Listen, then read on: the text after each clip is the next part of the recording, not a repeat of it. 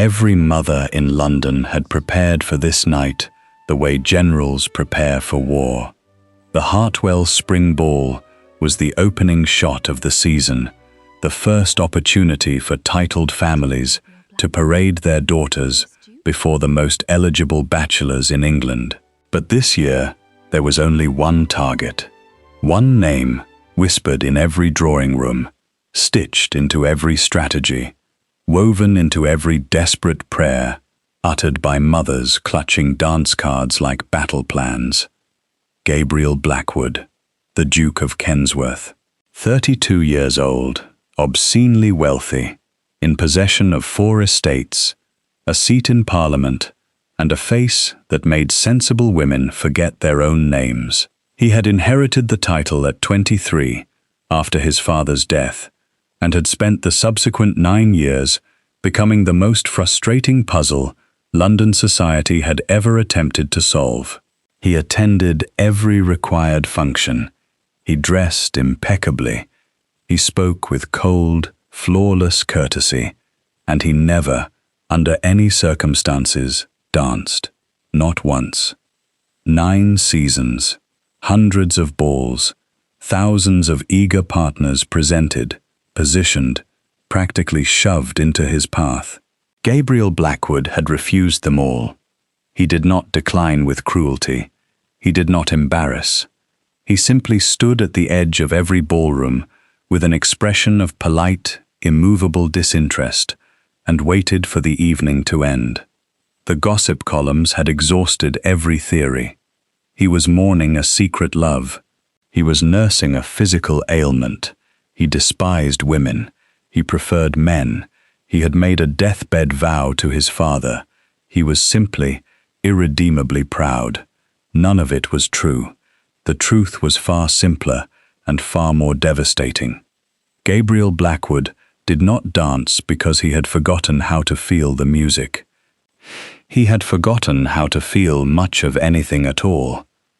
The Hartwell Ballroom was designed to overwhelm.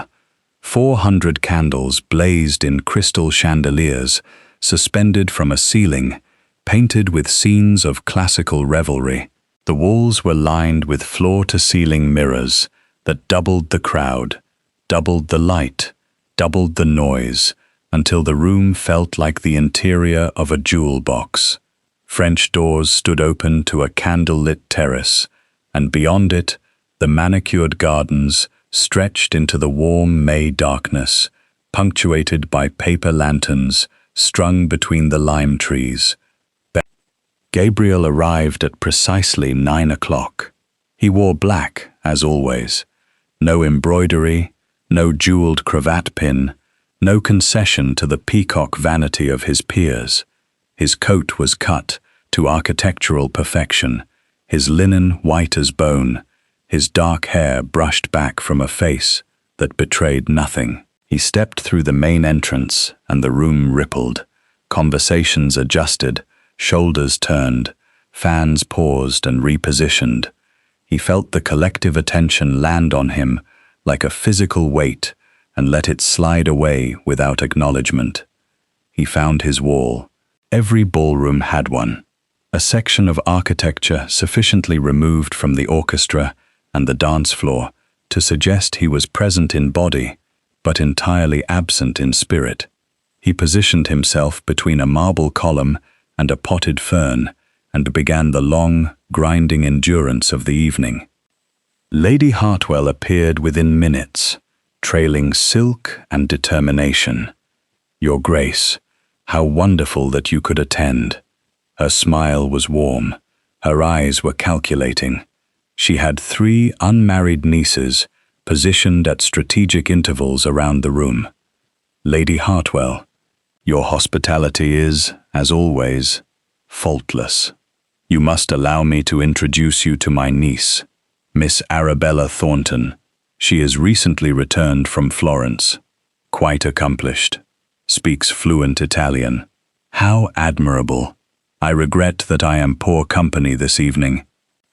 "Nonsense. A single dance, Your Grace. 1 waltz.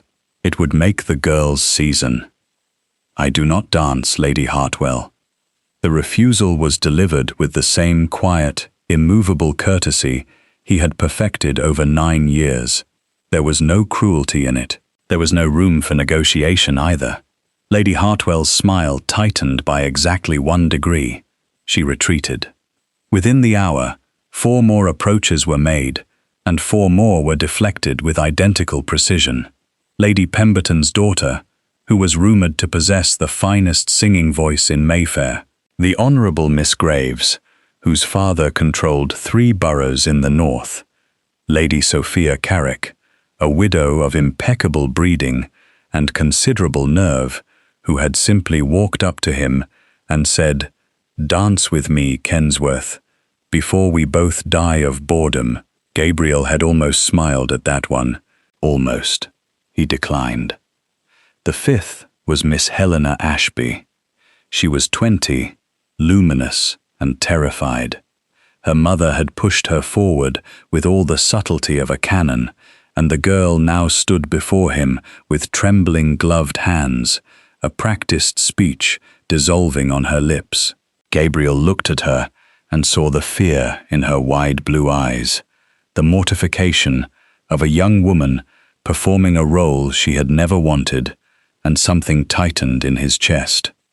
"Miss Ashby," he said gently, "the terrace is very pleasant this evening. I believe the gardens are worth seeing."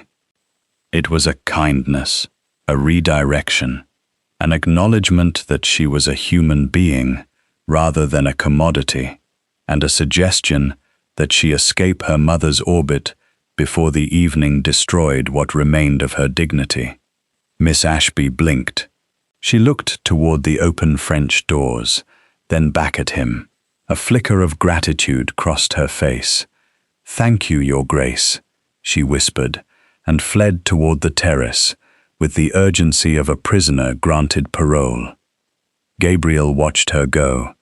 He leaned back against his pillar and closed his eyes for 3 seconds, a luxury he permitted himself exactly once per evening. When he opened them, he saw her. She was not a guest. That was the first thing he understood, and it changed everything about the way he looked at her. She moved along the edge of the room with the practiced invisibility of the serving class, carrying a large silver tray balanced on her left hand. The tray held a teapot, a sugar bowl, a small jug of cream, and a precise arrangement of porcelain cups that clinked softly with each step. She wore the Hartwell servant's uniform, a plain black dress with a white apron and white cap. But she wore it the way a soldier wears a uniform, with quiet, unconscious authority. Her back was straight. Her movements were economical. She navigated the shifting crowd with the spatial awareness of someone who had spent years being unseen and had made a craft of it. She was not beautiful in the way London valued beauty. Her face was too angular, her jaw too strong, her brows too dark and defined for the soft, yielding aesthetic that society demanded of its women. Her skin was brown, warmed by sun, in a way that no fashionable lady would permit. Her eyes were dark, nearly black, and they moved with the constant, watchful intelligence of someone who saw everything and commented on nothing. She reached a cluster of older gentlemen near the card-room entrance. She lowered the tray. She poured tea with a fluidity that made the act look like calligraphy, the pot tilting at the exact angle, the stream of amber liquid arcing into the cup without a single tremor. She added cream to the first cup without being asked, left the second black, and placed a single cube of sugar beside the third. She had memorized their preferences. 3 men she served in passing, and she knew how each one took his tea. Gabriel watched her hands. They were not gloved. They were working hands, capable and quick, with short nails and a small callus on the inside of her right thumb where the teapot handle pressed. They were the most honest hands in the room. She looked up. It was an accident. She was turning away from the gentleman, repositioning the tray on her palm, when her gaze swept across the room and caught on him. It lasted less than 2 seconds.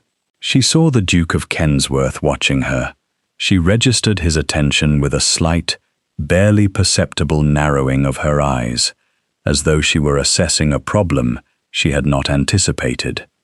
Then she looked away and continued walking. She did not blush, she did not falter. She did not adjust her posture, or smooth her apron, or perform any of the 1,000 small, self-conscious adjustments that women made when they felt a man's gaze upon them. She simply absorbed the information and moved on. Gabriel felt something shift in his chest. It was subtle, almost mechanical, like a key turning in a lock that had been rusted shut for years. He straightened. He set his untouched glass of champagne on the nearest surface, and for the first time in 9 seasons, the Duke of Kensworth left his wall. He moved through the crowd with the focused, unhurried stride of a man who had located something specific in a room full of distractions. Guests parted instinctively. Conversations paused. He did not notice. His gaze was fixed on the black dress and white apron disappearing toward the service corridor near the east wing. He reached her just as she was turning into the narrow hallway that connected the ballroom to the kitchens. The corridor was dim, lit by a single oil lamp, and the noise of the ball reduced to a distant, muffled hum. She heard his footsteps and turned. The tray was empty now, resting against her hip, and in the lamplight, he could see her face clearly for the first time. Her features were sharper than he had realized, her cheekbones high, her dark eyes set beneath brows that gave her an expression of permanent, watchful composure. A strand of black hair had escaped her cap and lay against her temple. She looked at him. She did not curtsy. It was a notable omission, one that could have been interpreted as insolence, but the steadiness of her gaze suggested something different. She had not forgotten the protocol. She had simply decided, in the span of a breath, that he was standing in her corridor and she would wait to understand why before she performed for him. "You are staring at me," she said. Her voice was low, clear, and entirely without deference. It carried a faint trace of something that was not quite an accent, but suggested origins outside London, a softness on the vowels, a precision on the consonants, as though English were a language she had chosen deliberately, rather than inherited. "I am," Gabriel said. "Is something wrong with the tea service?" "The tea service is exemplary." "Then you are lost. The ballroom is behind you." "I am not lost." She studied him. Her dark eyes moved across his face with the same efficient, cataloguing attention she had given the gentleman's teacups. She was reading him, not admiring, not calculating, but reading, the way one reads a document to extract the relevant information. "You are the Duke of Kensworth," she said. It was not a question. "I am. You do not dance. I do not." "Then I cannot imagine what business you have in the service corridor." The corner of her mouth did not move. Her expression did not change, but something shifted in the air between them, a charge, a faint crackle of challenge that Gabriel had not felt in a conversation for longer than he could remember. She was not afraid of him. She was not impressed by him. She was simply present, entirely herself, and waiting with the patient curiosity of a person who had seen enough of the world to know that powerful men rarely did things without reason. "What is your name?" he asked. "Rose." "Rose what?" "Rose Maybury." "How long have you worked for the Hartwell household, Miss Maybury?" 3 years. "And it is not Miss. It is just Rose. Servants do not carry their surnames in society. You would know this if you had ever spoken to one." The words landed with quiet precision. There was no malice in them. She stated a fact, and the fact contained a critique, and the critique was entirely deserved. "You are right," Gabriel said. "I would not." Rose tilted her head slightly. The gesture was small, almost bird-like, and it carried with it a flicker of surprise. He suspected she had not expected him to agree. "Well then, Your Grace," she said, "now you have spoken to one. Is there something you need, or may I return to the kitchen? There are 400 cups to wash, and they will not wash themselves." Gabriel looked at her. He looked at her steady, dark eyes, her ink-stained right hand, where she had been doing household accounts between shifts, the small, precise scar on her left wrist from a kitchen accident she had clearly managed without complaint. He looked at the empty tray balanced on her hip with the unconscious grace of a woman who had carried weight her entire life and had never once asked anyone else to hold it. "Dance with me," he said. The corridor went silent. Even the distant hum of the ballroom seemed to recede, as though the house itself were holding its breath. Rose stared at him. "I beg your pardon? Dance with me? You do not dance. I am aware of my own reputation, Rose. And I am a maid, carrying a tea tray, in a service corridor. I can see that. You cannot dance with a servant. It is not done. It has never been done. You would make yourself a laughingstock, and Lady Hartwell would dismiss me before the music stopped." "Not in the ballroom." Rose paused, her brow furrowed, the first crack in her composure, a small, involuntary crease between her dark brows that told him she was recalculating. "Where?" she asked. Gabriel looked down the corridor. At the far end, past the kitchen entrance, a narrow door stood ajar, and through it he could see the faint outline of a conservatory, glass walls, potted palms, the ghostly shapes of tropical plants pressing against the panes.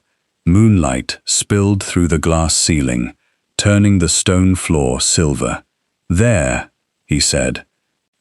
Rose looked toward the conservatory. She looked back at him. She looked at his extended hand, the hand of the Duke of Kensworth, the man who had refused every woman in London for 9 consecutive years, and was now standing in a servant's corridor asking a maid to waltz among the houseplants. "You are either mad," she said slowly, "or this is a very elaborate form of cruelty." "It is neither." "Then what is it?" Gabriel considered the question. He considered it honestly, which was something he had not done with his own emotions in a very long time. "I do not know," he said. "I saw you pour tea, and I have not been able to look away since. That has not happened to me in 9 years.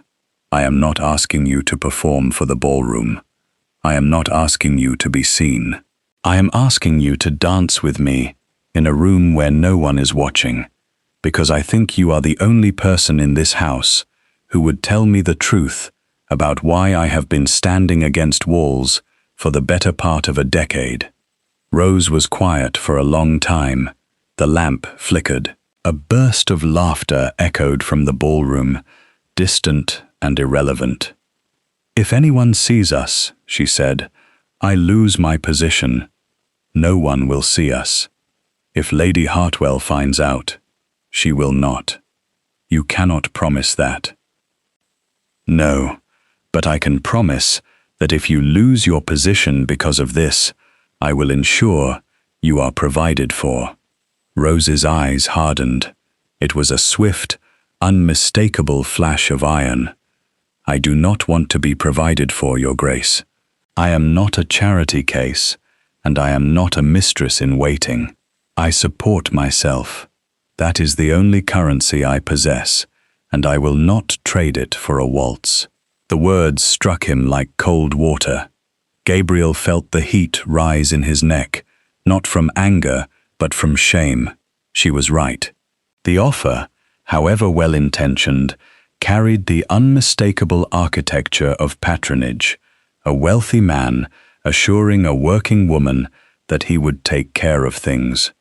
It was precisely the kind of thoughtless power he had wielded his entire life, without ever examining its edges.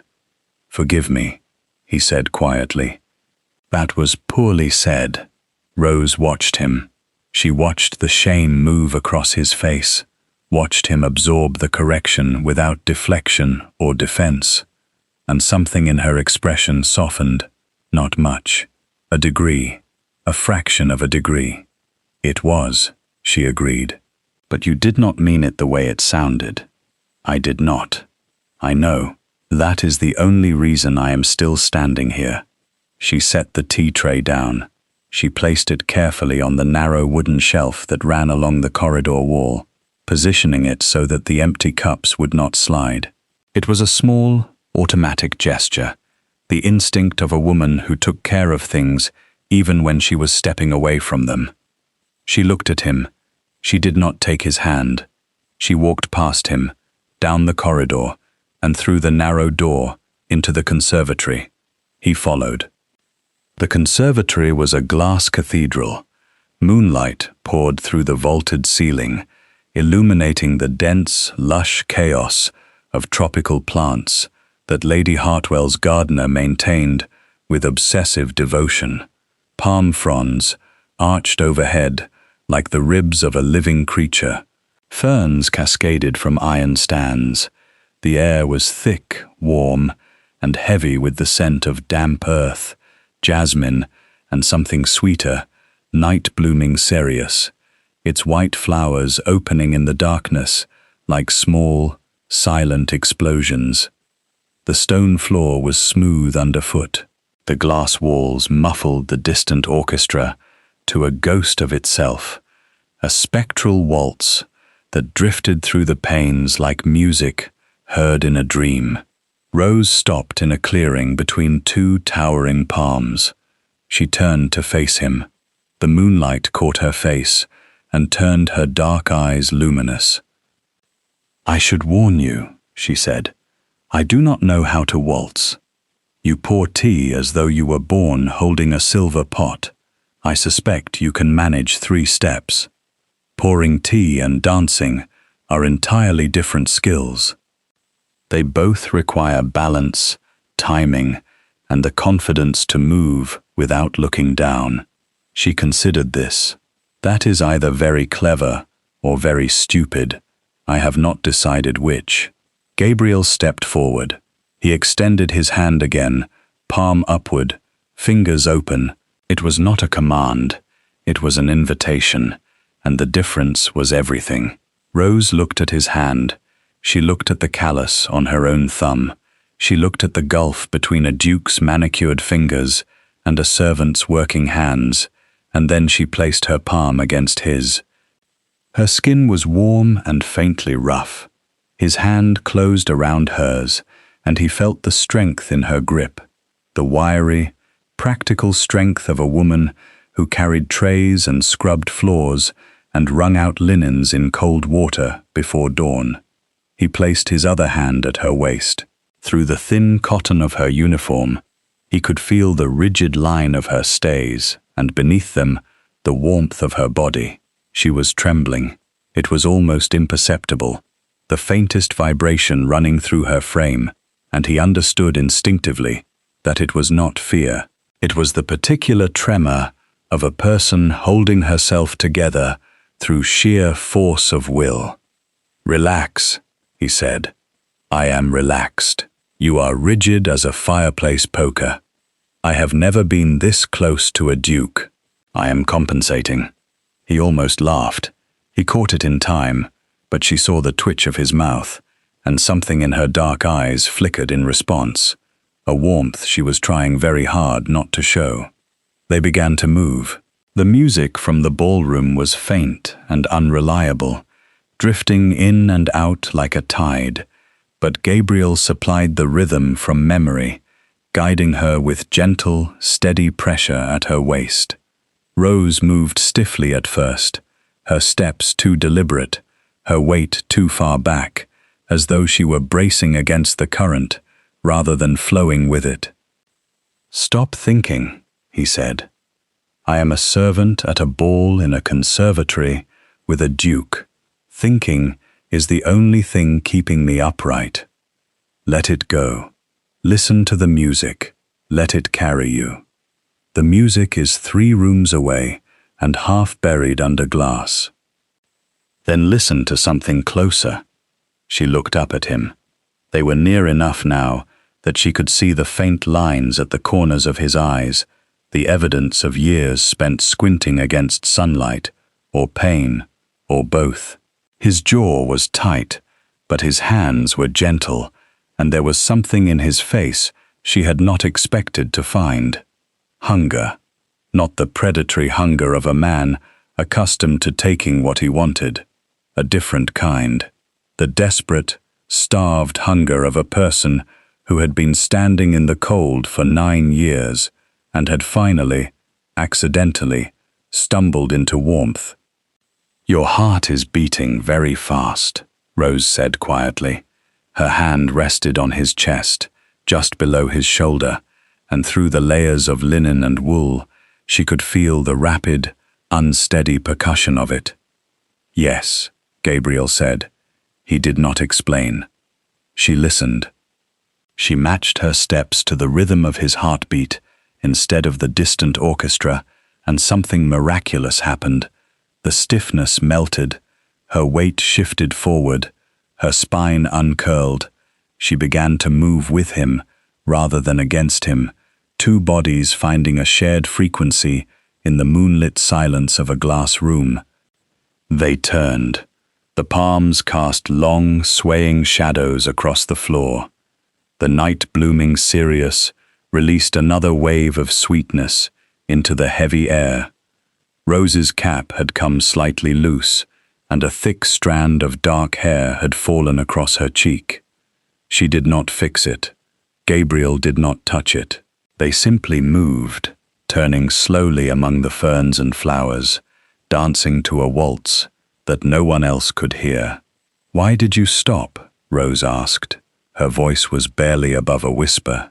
"Dancing. All those years. Why did you stop?" Gabriel was quiet for a long time. They completed a full turn before he answered. "My mother loved to dance," he said. "She danced at every ball. She danced at home, in the drawing room, with my father. She danced with me when I was a boy. She would put my feet on top of hers and waltz me around the nursery." Rose listened. She did not prompt him. She simply waited. "She died when I was 22. A fever. It took her in 6 days. My father followed her within the year. He did not die of a fever. He died of the absence of her.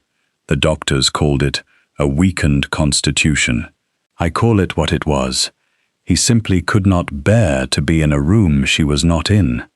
Rose's hand tightened on his shoulder, a small, involuntary pressure, an anchor. "The first ball I attended after their deaths, the orchestra played a waltz. It was the same piece my mother used to hum. I stood up. I walked to the floor, and I could not move. My legs would not carry me. The music hit me like a fist, and all I could see was her face, and all I could feel was the weight of my small feet on top of hers, and I knew that if I danced, I would break apart in front of 400 people. He paused. They had stopped moving. They stood in the center of the conservatory, surrounded by green, breathing the same air. So I stopped. I told myself it was temporary, a season, too. But the silence became a habit, and the habit became a wall, and the wall became a prison. I have not danced in 9 years, because I am afraid that if I do, I will feel something, and I have spent 9 years making certain that I feel nothing. Rose looked up at him. Her dark eyes were bright, not with tears, but with something fiercer, a recognition so deep it bordered on pain. "And tonight," she whispered. Gabriel looked at her. He looked at the moonlight on her brown skin, the strand of hair against her cheek, the white apron over the black dress, the working hands resting on his shoulder. "Tonight," he said, "I watched you pour tea, and I felt the music again." Rose did not speak. She lifted her hand from his shoulder. She reached up, slowly, and placed her palm against his cheek. Her fingers were warm and slightly rough, and impossibly steady. Gabriel closed his eyes. The touch was so simple, so grounded, so entirely devoid of performance, that it cut through every defense he had built with surgical precision. "Then we keep dancing," Rose said. They danced. They danced until the distant orchestra fell silent, and the only sound was the soft rustle of palm fronds in the draught, and the steady rhythm of their breathing. They danced until the moon moved past the glass ceiling, and the conservatory dimmed into a warm, fragrant darkness. They danced until Rose's cap fell off entirely, and Gabriel's cravat came loose, and the rigid architecture of their separate worlds softened into something unstructured and human.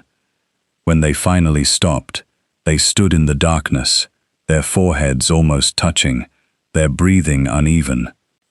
"I have to go back," Rose said.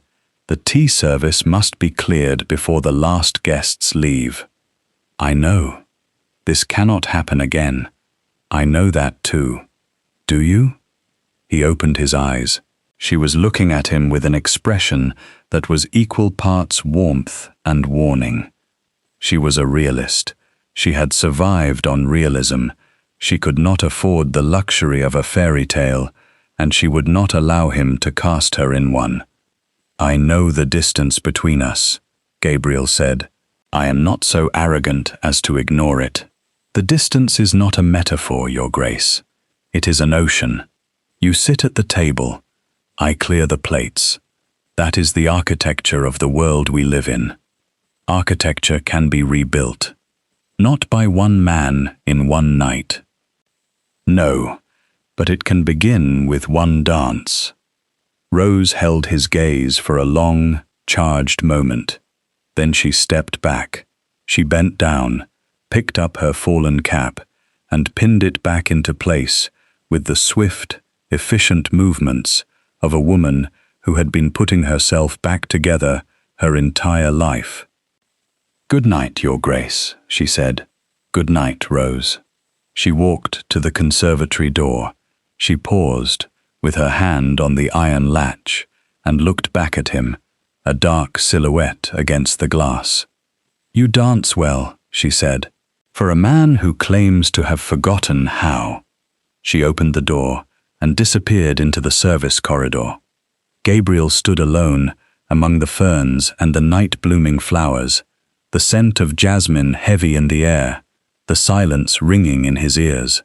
He did not return to the ballroom. He walked out through the garden doors, into the May night, and stood on the gravel drive while his carriage was brought around. The sky was clear, the stars were sharp.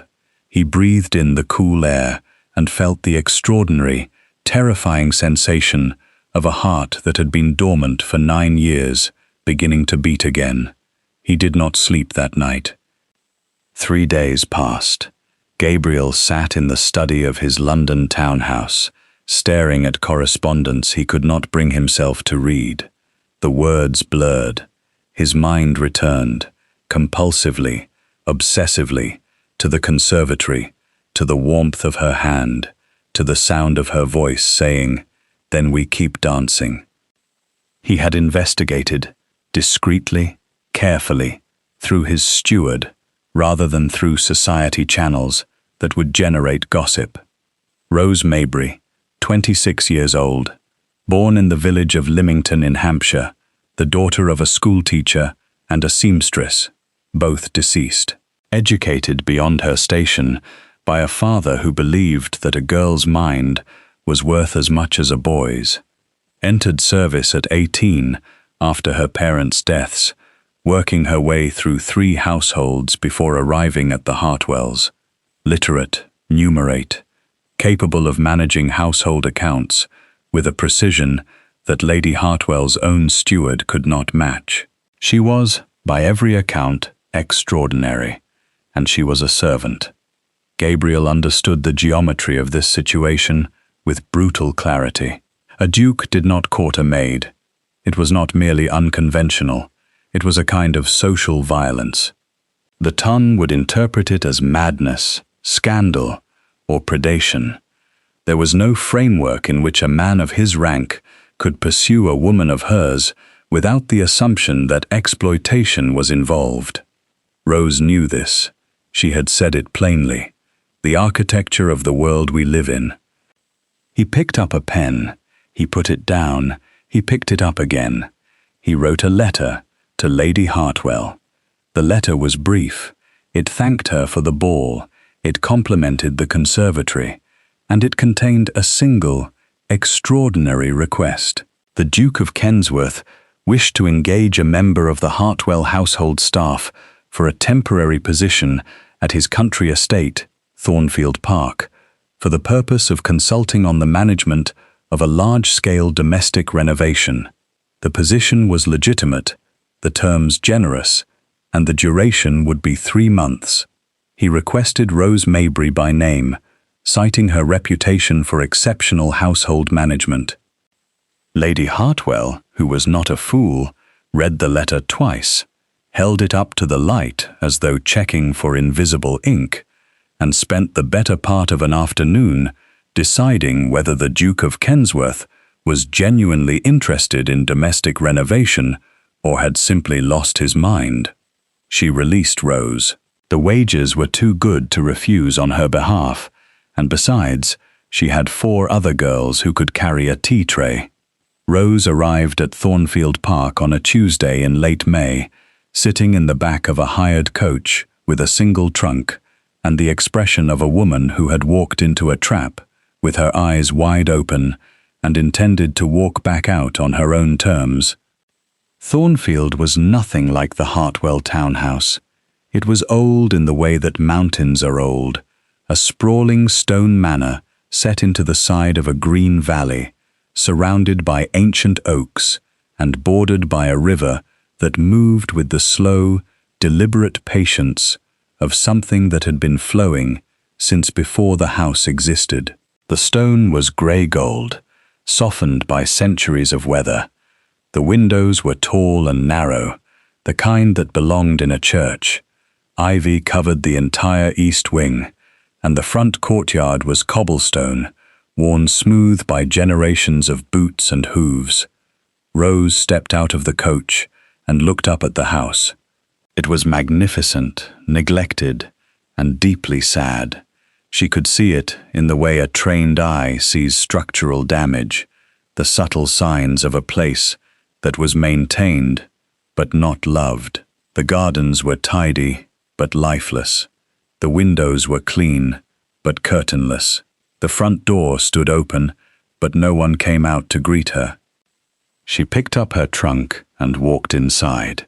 The entrance hall was cavernous, floored in dark stone, hung with portraits of Blackwood ancestors who stared down with the collective disapproval of men who had expected better of their descendants.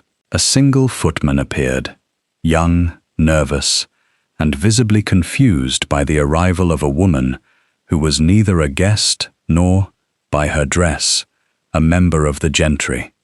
"I am Rose Maybury," she said. "The Duke is expecting me." "Yes, ma'am. I mean, miss. I mean, he is in the east wing. Shall I show you?" "Show me the kitchens first. I would like to meet the housekeeper." The footman blinked. "Mrs. Alcott? She is... she can be somewhat. I know what housekeepers can be. The kitchens, please." Mrs. Alcott was a tall, formidable woman of 60, with iron-grey hair pulled back so tightly it appeared to be load-bearing, and a face that suggested she had last smiled during the previous century. She looked at Rose with the particular disdain reserved for outsiders who had been imposed upon a household by its master. "I understand you are here to consult," Mrs. Alcott said, investing the word with approximately the same weight she might give to plague. "I am here to work," Rose replied, "and I would like to begin by reviewing the household ledgers, the staff schedules, and the inventory of linens. I understand the East Wing has not been properly maintained."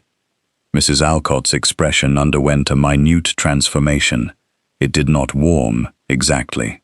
But the hostility shifted into something more cautious, the recognition that this young woman in the plain dress was not a decorative appointment, but a professional who knew the difference between a household ledger and a guest book. "The East Wing," Mrs. Alcott said slowly, "has not been opened in 4 years. Not since Her Grace passed." Rose was quiet for a moment. The Duchess, the Dowager Duchess, His Grace's mother, she died in the East Wing. He ordered it sealed. Rose looked at the older woman. She understood, instantly, the shape of the grief that haunted this house. A man who had sealed the rooms where his mother died. A man who stood against ballroom walls because the music reminded him of her. A house that was maintained, but not lived in, preserved, but not loved, kept breathing by duty alone. "I will need the keys," Rose said gently. Mrs. Alcott studied her for a long moment. Whatever she found in Rose's face must have satisfied something, because she reached into the deep pocket of her apron and produced a heavy iron ring from which hung a single brass key. "The East Wing is cold," Mrs. Alcott said, "and it is dark, and it smells of damp. I have not been inside in a year." "Then we will open the windows," Rose said. She did not see Gabriel for 3 days. This was deliberate, she understood, with the strategic clarity that had kept her alive and employed since she was 18, that the terms of her presence at Thornfield must be established by work, not by proximity. If she was to survive this, if she was to protect her reputation, her livelihood, and whatever fragile, terrifying thing had begun in the conservatory, she needed to be indispensable first, and everything else second. She threw herself into the East Wing with the focused intensity of a woman disarming a bomb. The rooms were exactly as Mrs. Alcott had described, cold, dark, and thick with the stale air of sealed grief. Dust covers shrouded every piece of furniture like burial cloths. The curtains were drawn. The fireplaces were choked with old ash. Rose opened every window. She pulled down every dust cover. She catalogued every room, every piece of furniture, every crack in the plaster, every stain on the wallpaper, every mouse hole and leaking pipe and warped floorboard. She worked 18-hour days. She enlisted 2 housemaids who were initially terrified of the East Wing and within a week were scrubbing its floors with competitive enthusiasm. She ordered supplies from the village. She negotiated with a local plasterer. She discovered, behind a rotting section of wainscoting, an infestation of Death Watch beetles, and managed the extermination herself, spending an entire night in a cold room with a candle and a pot of turpentine, tapping on timbers and listening for the telltale click of mandibles in wood. On the 4th morning, Gabriel appeared. He stood in the doorway of what had been his mother's sitting room, now stripped bare, its walls freshly plastered, its windows thrown open to the May sunshine. Rose was on her knees, sanding a section of floor that had been damaged by water. Her sleeves were rolled to the elbows. Her hair was tied back with a strip of cotton. There was plaster dust on her cheek. She looked up and saw him, and did not stop sanding. "Good morning, Your Grace." "Good morning, Rose." He looked around the room. His face was very still. She watched him take in the stripped walls, the bare floors, the sunlight pouring through clean windows, illuminating a space that had been sealed in darkness for 4 years. She saw his throat work. She saw the muscle in his jaw tighten and release. "You opened it," he said. "It needed opening. I did not ask you to do this. No, you asked me to consult on a renovation. This room is part of the renovation." Gabriel stepped inside. He walked slowly, his boots echoing on the bare boards. He stopped in the center of the room, in the exact spot where his mother's writing desk had stood. Rose knew, because the floorboards were a different color there, protected from fading by the desk's weight for 30 years. "She used to sit here," he said. His voice was very controlled. "Every morning, she would write letters and drink chocolate and look out at the river." Rose set down the sandpaper. She sat back on her heels and looked up at him. "Tell me about her," she said. It was not a command. It was not a therapeutic prompt. It was the simple, honest request of a woman who understood that sealed rooms and sealed hearts shared the same affliction, and that the cure for both was air. Gabriel did not look at her. He looked out the window, at the river moving slowly through the valley, at the trees his mother had planted, at the garden she had designed and that had since grown wild with neglect. She was not grand, he said. That was what people always said about her, as though it were a criticism. "The Duchess of Kensworth is not grand." She laughed too loudly. She ate with her fingers when she thought no one was watching. She kept a cat in the library that shed on the upholstery, and when the butler complained, she told him the cat had seniority. Rose said nothing. She listened. She loved this house. Not the title, not the wealth, not the position, the house, the stones, the river, the way the light came through these windows in the morning.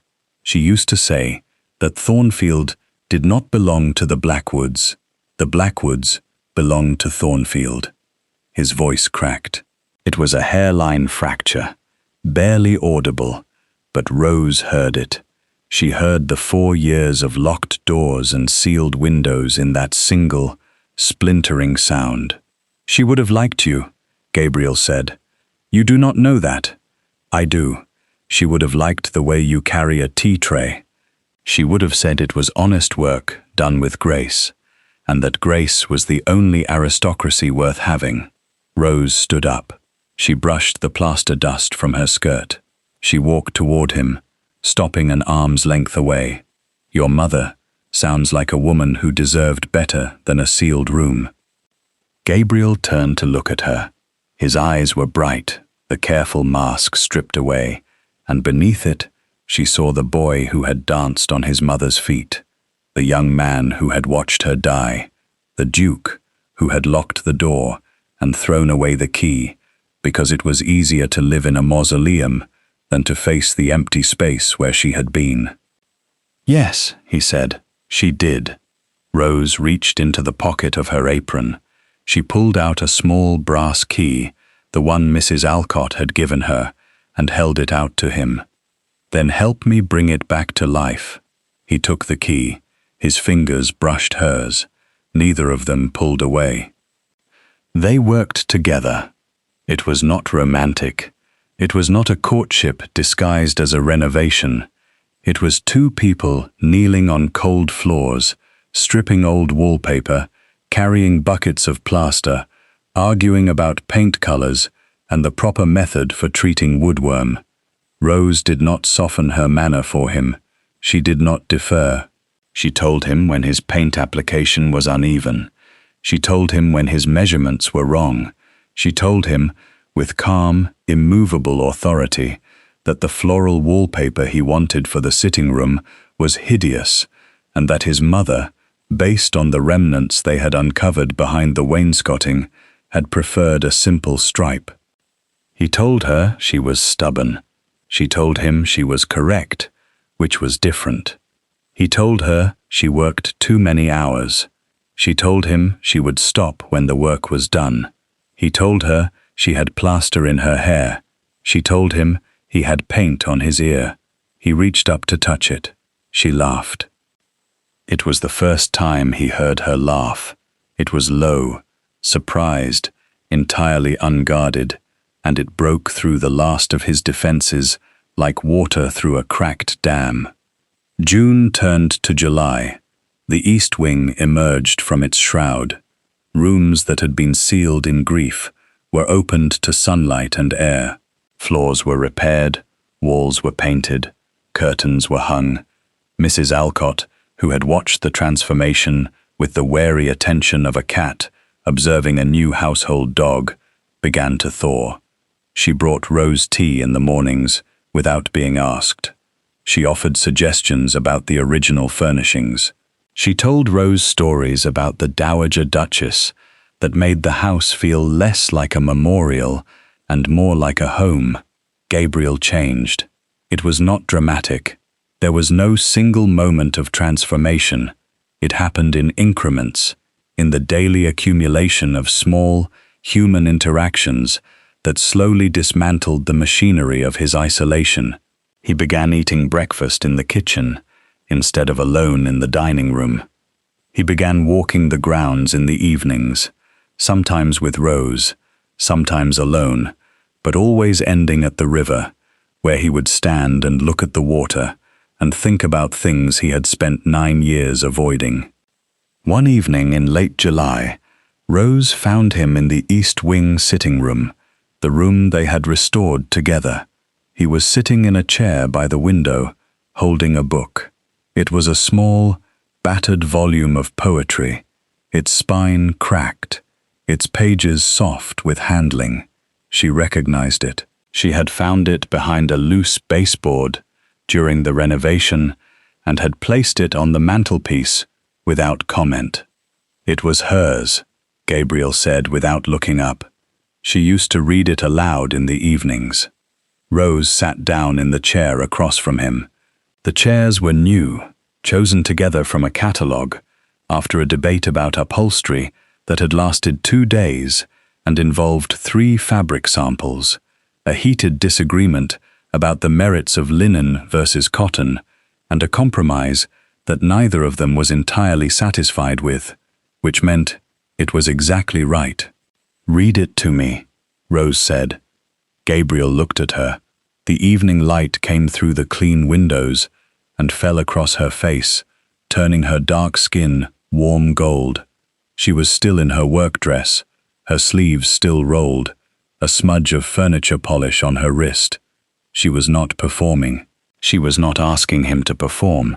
She was simply present, in the room they had rebuilt together, asking him to do the thing he was most afraid of.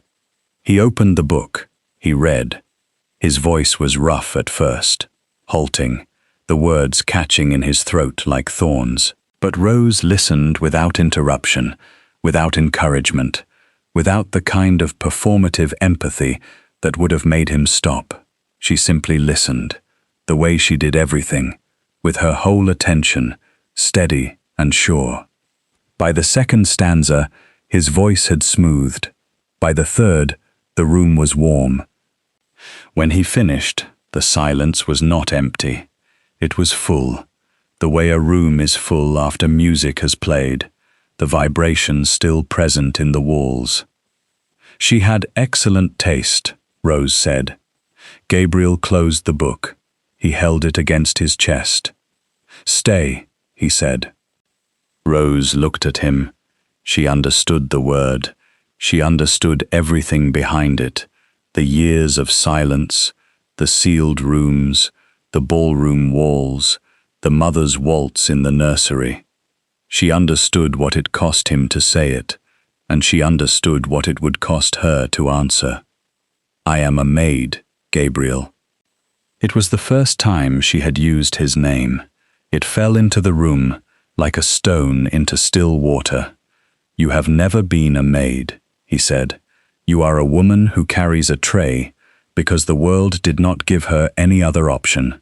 But you manage a household the way a general commands an army. You read better than half the men in Parliament. You saved my East Wing, my housekeeper's pride, and quite possibly my sanity. You are not a servant. You are the most capable person I have ever met, and the fact that society cannot see it is a failure of society, not of you." Rose's eyes filled. She did not let the tears fall. She held them, shining, suspended, the way she held everything, with control, with discipline, with the fierce, quiet refusal to break in front of anyone. "That is a very pretty speech," she said, "and it changes nothing about the world outside these walls." "I do not care about the world outside these walls.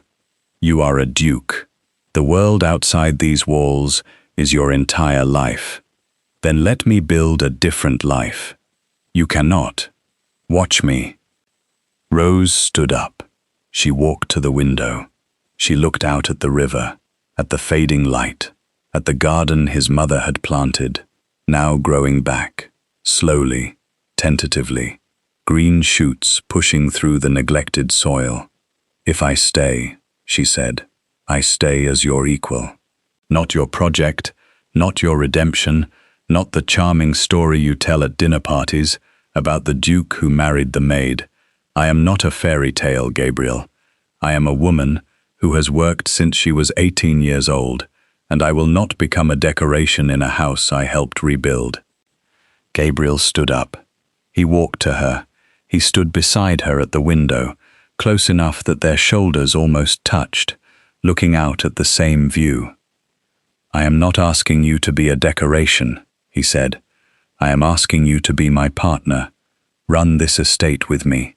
Not as a wife who hosts teas and embroiders cushions, as a partner who manages the books and argues about wallpaper and tells me when I am wrong. You are wrong quite often. Then you will be kept very busy." Rose turned to face him. She looked at his face in the fading light, at the lines that had softened over the weeks, at the eyes that no longer carried the flat, dead weight of a man enduring his own life. She looked at the book of poetry pressed against his chest, his mother's book, the one he had been afraid to open for 4 years. "You are asking me to trust you," she said. "Yes, trust is not a waltz, Gabriel. You cannot learn it in one evening. Then teach me, the way you taught me to sand a floor and choose a wallpaper and open a window when every instinct tells me to keep it shut." She reached out. She took the book of poetry gently from his hands. She opened it to the first page, where the Dowager Duchess had written her name in faded ink, a small, elegant hand that looked nothing like Gabriel's heavy script and everything like the woman he described. "Your mother signed her books," Rose said softly. "She signed everything. She said that claiming things was the only way to keep them." Rose looked at him.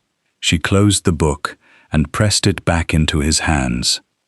"Then claim this," she said. "Claim this house, claim this life, and when you are ready, claim me. Not because I am convenient or fascinating or different, but because you have done the work of knowing me and decided that what you know is enough." She turned and walked out of the room. Her footsteps echoed in the restored corridor, steady, purposeful, the walk of a woman who knew exactly where she was going, even when the destination terrified her.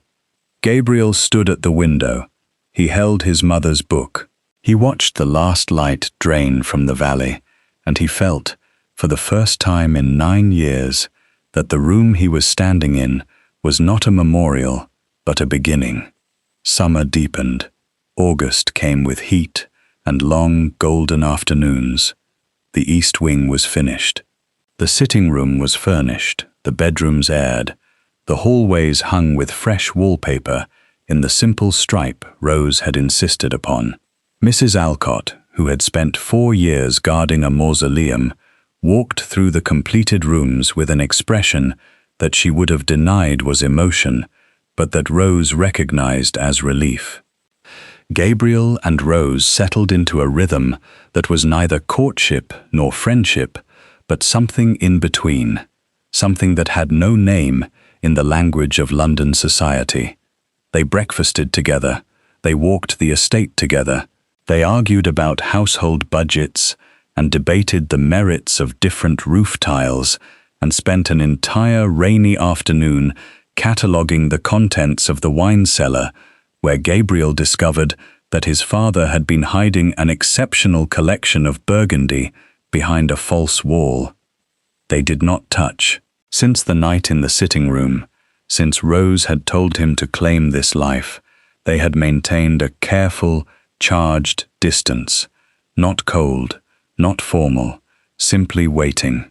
Two people circling each other with the patient gravity of bodies in orbit, knowing that when they finally closed the distance, it would be permanent. The ball invitation arrived on the 1st of September. It was from Lady Ashford, hostess of the most prestigious autumn ball in the county. The invitation was addressed to the Duke of Kensworth and guest. Gabriel stared at it over his breakfast coffee. "You are making a face," Rose said from across the table, not looking up from the household accounts she was reviewing. "I have received an invitation to a ball." "You receive invitations to balls constantly. You ignore them constantly. What is different about this one? This one is local. Refusing would be a direct insult to the Ashfords, who are our closest neighbors and supply half the estate's grain." Rose looked up. She saw his expression, the old tightness, the familiar dread. But beneath it, something new, something that looked almost like resolve. "Go," she said. "Come with me." Rose set down her pen. "As what?" "As my guest." "Gabriel, I know what it means. I know what they will say. I know how they will look at you, and I know that you will walk into that room and pour yourself a cup of tea and behave as though every person in it has been specifically placed there for your inconvenience. And I know that I will stand beside you, and, for the first time in 9 years, I will not need a wall." Rose looked at him across the breakfast table, across the ledgers and the coffee cups and the crumbs of toast, across the vast, impossible distance between a duke and a maid, and she saw in his face the thing she had been waiting for. Not desire, not infatuation, certainty. The quiet, unshakable certainty of a man who had done the work of knowing her, and decided that what he knew was not merely enough, but was everything. "I have nothing to wear," she said. "Wear what you like. You said that once before, in a corridor, and you danced with me in an apron. I suspect you can manage a ballroom." She looked at him for a long time. Then she picked up her pen. "I will need a dress," she said. "Not silk, not satin, something I can move in. Mrs. Alcott knows a dressmaker in the village. I will pay for it myself. I would expect nothing less." The dress was dark green, simple, well cut, made of fine wool that draped rather than rustled. It had no embellishment, no lace, no ribbons. Rose wore it with her hair pinned in her usual simple twist, her only ornament a small brass brooch that had belonged to her mother. She looked, Gabriel thought, as she descended the staircase at Thornfield on the evening of the ball, like no one he had ever seen, not because she was beautiful, though she was, but because she was entirely, unapologetically herself. They arrived at the Ashford estate in Gabriel's carriage. Rose sat across from him, her hands folded in her lap, her back straight, her dark eyes steady. She was not nervous. She was calibrating. Gabriel could practically hear the gears turning. The strategic mind that managed households and budgets and beetle infestations, now turning its attention to the far more dangerous terrain of society. "If anyone is unkind to you," Gabriel said, we leave. If anyone is unkind to me, I will handle it. That is what I do. The carriage rolled to a stop. A footman opened the door. Gabriel stepped out first and offered his hand. Rose took it and stepped down onto the gravel drive. The Ashford Manor blazed with candlelight. Music spilled from the open windows. Carriages lined the drive, and liveried servants moved between them carrying trays. Rose looked up at the house. She squared her shoulders. She did not let go of Gabriel's hand. They walked inside. The reaction was immediate. Conversations stopped. Fans froze. Heads turned with the slow, coordinated precision of a flock of birds sensing a predator. The Duke of Kensworth had arrived at a ball. The Duke of Kensworth had arrived at a ball with a woman. The Duke of Kensworth had arrived at a ball with a woman no one recognized, wearing a dress that no one's modiste had made, carrying herself with the terrifying composure of a person who had nothing to lose. Lady Ashford appeared, smiling, confused, her eyes darting between Gabriel and Rose with the rapid calculation of a woman reassessing her seating chart in real time. Your Grace, how delightful, and this is Miss Rose Maybury. She is my guest. Miss Maybury, how lovely. Are you from the county? I am from Hampshire, Lady Ashford. I manage household renovations. The pause was exquisite. Lady Ashford's smile held, but behind it, Gabriel could see the machinery working, sorting, categorizing, filing Rose into the correct social drawer. She would not find one. Rose did not fit any drawer. That was the point. They moved into the ballroom. Gabriel positioned himself beside Rose, not behind her, not in front of her, but beside her, his shoulder aligned with hers, a physical statement of partnership that was lost on no one. The whispers began within minutes. Rose heard them. She heard servant and country nobody, and has he gone mad? And I heard she was his housekeeper, and of course, men of that rank can afford their eccentricities. She heard every word and registered every barb, and her expression did not change by a single degree. She stood beside the Duke of Kensworth with the composed, watchful stillness of a woman who had been underestimated her entire life and had learned to use it as armor. A young lord approached. He was handsome, confident, and drunk enough to be bold. I say, Kensworth, is this the woman everyone is whispering about, your little renovation project? The room within earshot went very still. Gabriel's jaw tightened. He began to move forward, but Rose's hand touched his arm, light and firm. She stepped forward herself. I am Rose Maybury, she said. Her voice carried clearly. I have spent the last 3 months restoring the east wing of Thornfield Park. The Death Watch beetle infestation alone required 4 weeks of specialized treatment. I am not a renovation project. I am the person who keeps renovation projects from collapsing. She smiled.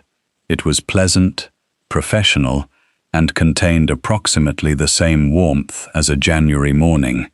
Might I suggest the refreshments, sir?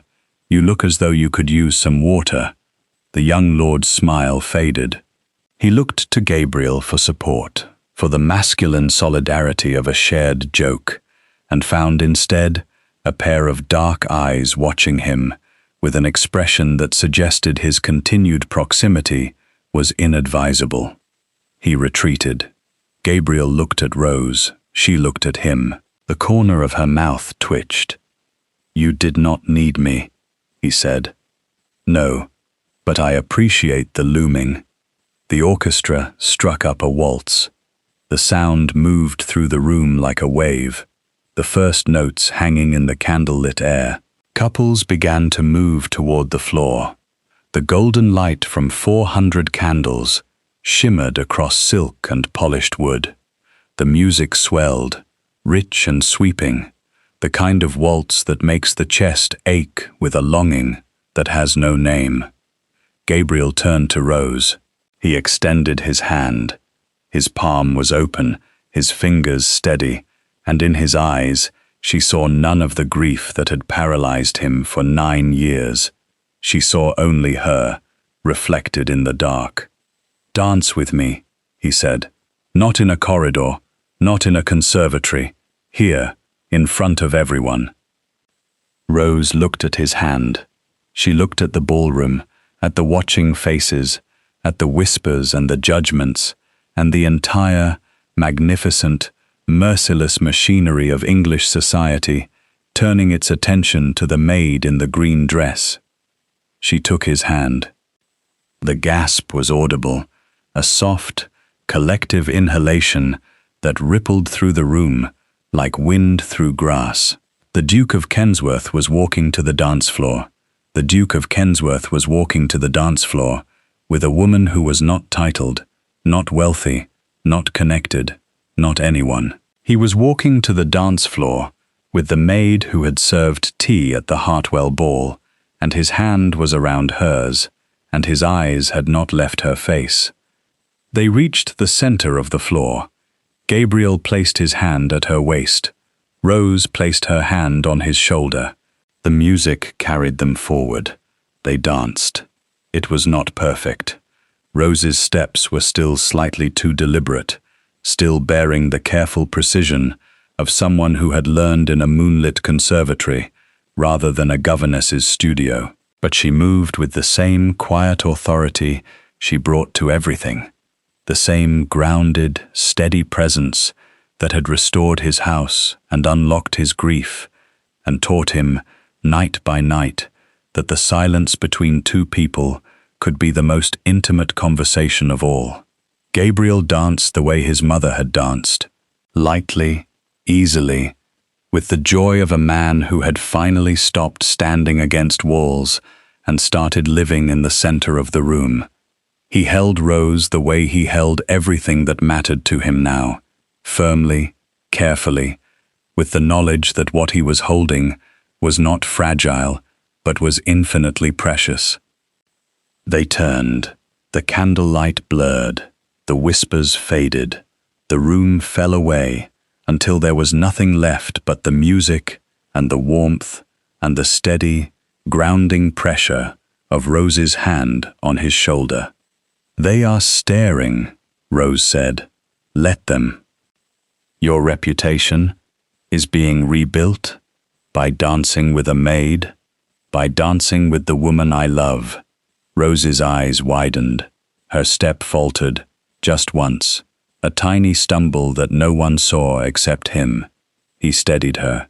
She looked up at him, and in her dark eyes he saw everything.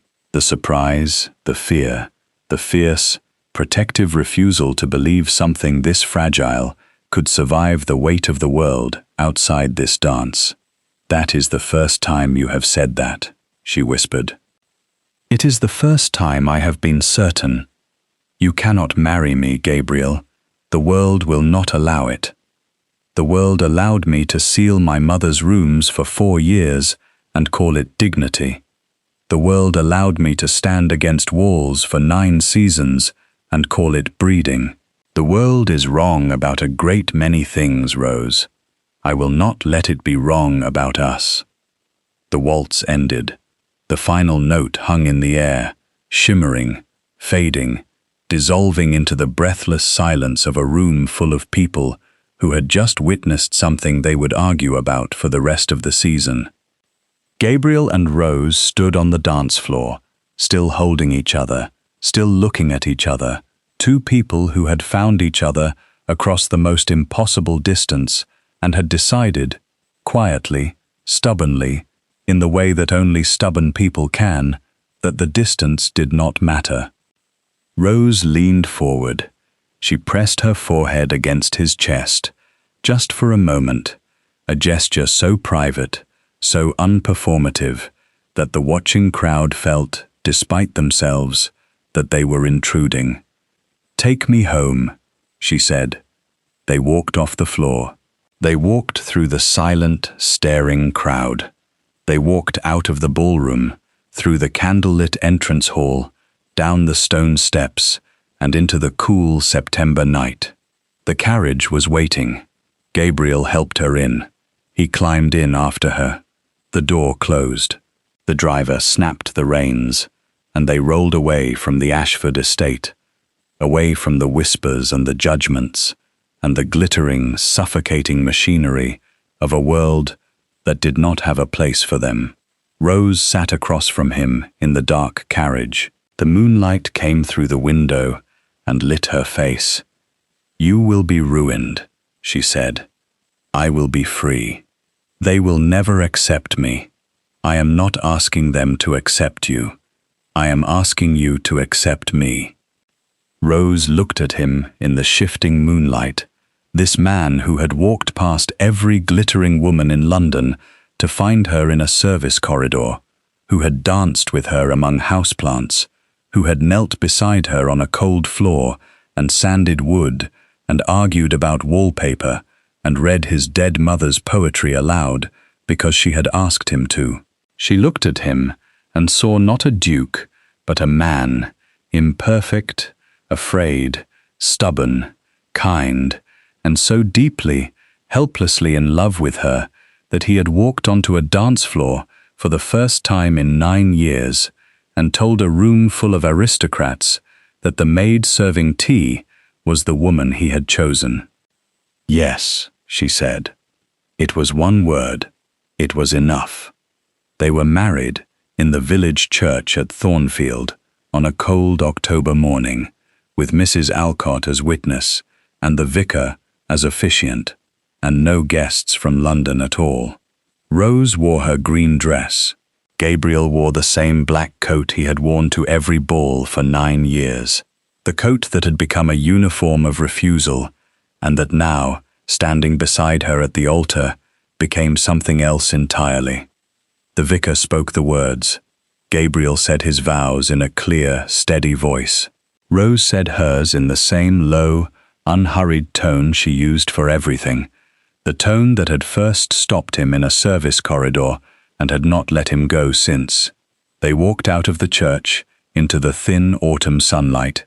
The village was quiet. A few leaves skittered across the path. In the distance, the river moved through the valley with its ancient, patient stride. Rose looked up at Thornfield, at the grey gold stone, at the ivy on the east wing, at the windows of the rooms they had restored together, open now, curtains moving in the breeze. "Your mother would have approved," she said. Gabriel took her hand. Her fingers laced through his, warm and steady and roughened by honest work. "She would have asked you to pour her tea," he said. Rose smiled. It was real, full, unguarded, the smile of a woman who had finally set down the tray. Winter came to Thornfield. The river froze at its edges. Frost painted the windows of the east wing in delicate, crystalline patterns. Smoke rose from every chimney, and the house, for the first time in years, smelled of cooking and wood smoke, and the particular warmth that only comes from rooms that are genuinely lived in. Rose managed the estate with the same fierce, practical competence she had brought to the tea tray and the death watch beetles. She reviewed the tenant agreements, renegotiated the grain contracts, and discovered that the estate's previous steward had been quietly overcharging the village for timber for the better part of a decade. She corrected the accounts, refunded the excess, and earned the loyalty of every family in the valley in the space of a single winter. But Gabriel sat in Parliament. He gave a speech. It was the first time he had spoken from the floor in 3 years, and he argued, calmly and persuasively, for the reform of labor conditions for domestic servants. The chamber was stunned. The press was delighted. London society, which had been dining out on the scandal of the Duke who married his maid, suddenly found itself confronted with a far more uncomfortable truth. The Duke had not lost his mind. He had simply opened his eyes. In the evenings, they sat together in the East Wing sitting room, in the chairs they had argued about, beside the fire that Rose insisted on banking herself because she did not trust the footman to do it properly. Gabriel read aloud from his mother's book of poetry. Rose listened, her feet tucked beneath her, a cup of tea in her hands, black, no sugar, exactly the way she had always made it. Sometimes they danced, not to an orchestra, not to any music at all.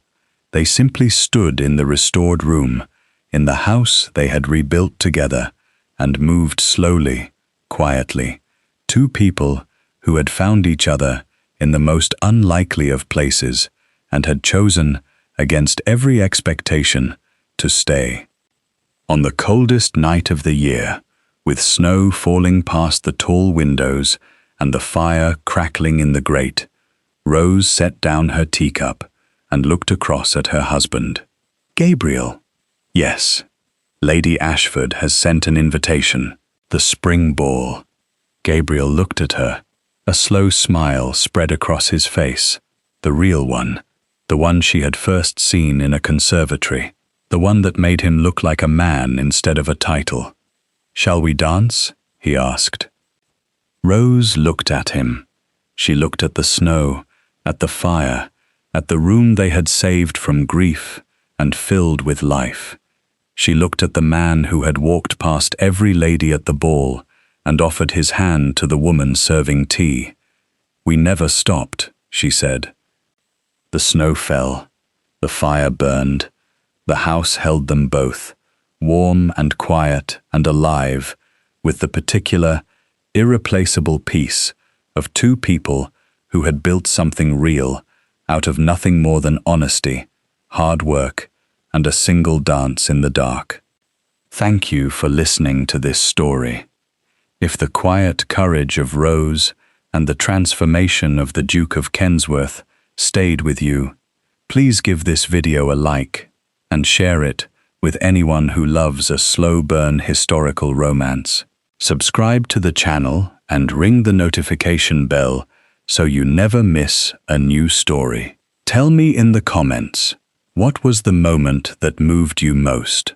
Was it the conservatory, the East Wing, or the ballroom? I would love to hear from you. Until next time.